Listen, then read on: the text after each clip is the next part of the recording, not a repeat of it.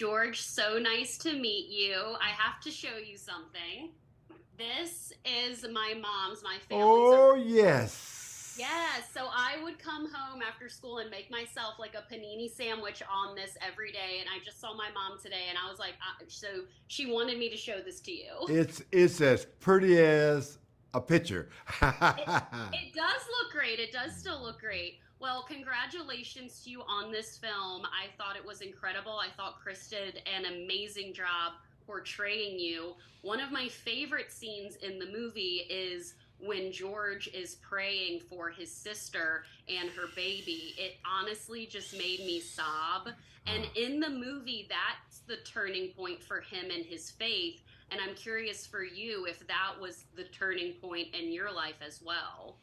Boy, the movie was a journey and a tearjerker. It I shed a lot is. of tears. I didn't want to, you don't go through life wanting to reveal all the secrets of your life. I can tell you that. Chris Davis did a good job and made me really appreciate some of the adversity I'd come through. Oh, But it's wow. not easy to tell secrets. But I love those stories. Yeah, no, I thought that that scene was just so beautiful. I'm sure you've been getting this question, but honestly, just after I saw the film, not a lot of like I was talking to Khris and I've talked to a lot of actors who have played real life people, but not ones that are still with us. So my first question is just like, what were your thoughts after you saw the film as a whole? It was scary because, as I said earlier, you go through life building big fences and gates to hide yourself, privacy, a celebrity, dark glasses, tinted cars, windows in your cars. But Right? then you have to reveal everything. I saw it. Chris Davis made me appreciate George Foreman a little bit more. I absolutely love that. He told me that he came to your house in Houston and spent a couple of days with you. What was that experience like? And he was curious about it, and I made him look me in the eye. I said, and don't look away until you see yourself in my eyes. And then the same with me. He tried to turn away. I said, no, look me in the eyes. He did. And what did I do that? He was able to detect the rage and everything else I had in the early part of my life.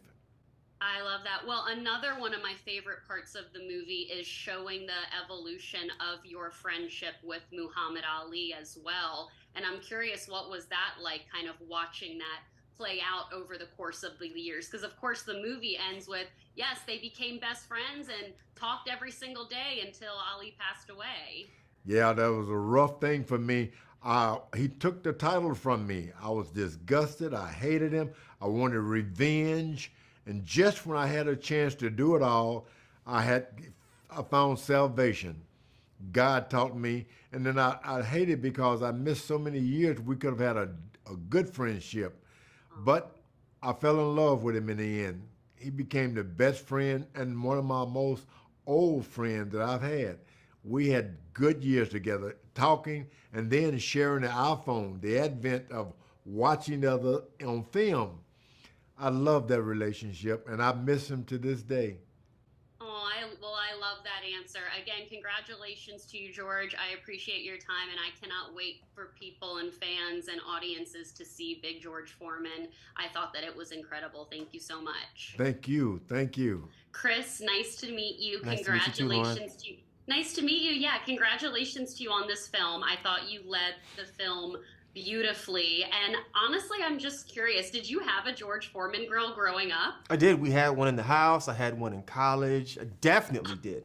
I was gonna say, so I saw my mom today, and this is our original one right here. I figured you had one, but I had to ask. That's funny. My first, yeah, yeah, yeah. So I have talked to a lot of actors who've played real life people, and they always say that there's, more stakes involved. I'm curious if you feel the same way since you're playing a real life person who's still alive today. What was it like just meeting George for the first time, and what like additional insight did he give you? The stakes are definitely higher, as you already know. But I think that when you're playing someone who is not just well known, but also still with us, then you Right. add another level to that, right? Yes. That because Mr. Foreman, right? It's he's so he's so well known to so many people. He's not just a fighter, right? But he's also like the guy who sold the grills, the commercial guy, and he's also a pastor, right? Yeah. So there's these many different facets of him that are so specific and different. So it was a huge, huge responsibility when I first stepped into it. And, you know, I looked at all the film that I could find on him. I read his autobiographies. And what I needed was his personal, nuanced mannerisms. So I went down to Houston and spent a few days with him, not to extract too much from him. That wasn't my goal. My goal was really just to watch him. Watch how he sits, how he breathes, how is he with his children, you know, how is he when he's in his own personal space. But he did give me some information, quite a bit actually. But what stuck out to me was the way that he fought when he was during his first career. He talked about recklessness. He talked about recklessness, and that's how he fought, with recklessness, you know. And that's essentially what got him in trouble when he fought Ali, was that recklessness, you know. Yeah, no, I love that. I love that you were able to go down there and spend time with him. I assumed you did, but thank you for telling me that story. After watching you in this film, you just completely disappeared into the role. And you've been on, like, I love Judas and the Black Messiah, you know, Space Jam. You've been a part of bigger films. But I'm just curious, like, is there a particular thing that you learned about yourself as an actor after playing this title role that you feel like you're going to take on for the rest of your career? Yeah, I mean, this film required so much of me in ways that I never thought that I would have to be present when it came to work. And it also stretched me and pulled me in ways that I was open to. You know, the level of commitment and dedication that I was willing to put in was no question. There was no question to me about doing all my own stunts. I was going to do them. I was going to do every single fight, every single punch. They brought up bringing in a stunt double for me, and that was not a nice conversation. No way, buddy. You better not. You know, gaining the weight. They talked about a fat suit for me. No, you better not. I'm gonna do it. You know. So I was stretched and pulled in ways, you know, that, you know, being a theater actor coming into film, you know, you go to theater to be stretched and pulled and challenged, you know. So to be able to feel that while doing a film was remarkable to me. But even more so than just doing theater, this film elevated me. It pushed me. It drove me. And now I feel like a stronger actor, and not just a stronger actor, a stronger person because of it. You know, it felt like being crushed in the fire. That is one hell of an answer, Khris. They are wrapping me. Again, congratulations to you, and I cannot wait for audiences to see your performance in this film. You were truly spectacular, so congratulations to you again. Thank you. Take care. Thank you for your time. Bye.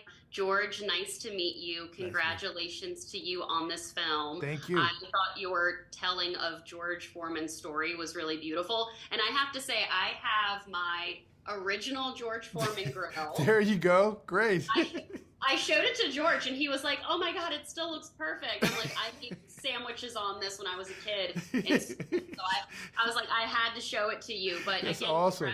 That's great. Yeah, congratulations to you on the film. I thought it was really beautiful, and George and Khris were telling me about the time they met, hung out together at his home for a few days. So I was honestly just curious what your conversations were like with George prior to filming, and was George ever on set?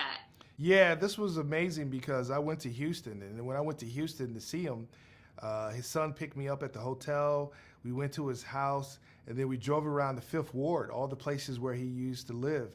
And that really got me the vibe of what it really was like and how tough his life was really like at that time. We talked for another 4 or 5 hours, and then he said, "Hey, you want some barbecue?" And then he came out with the barbecue. That's why I had to put in the movie when George has the barbecue when he's cooking for the family. So those are the things that shows the aspect of how human and how fun, and then how determined he is to make things right. On the set, he only came one time. He trusted us to make the movie. But he always said it was very important about that transformation in the locker room, what happened in, that changed his life after the Jimmy Young fight. He really wanted that to really be done right. We spent a lot of time talking about that. And the rest, he was always available. He had 2 phones.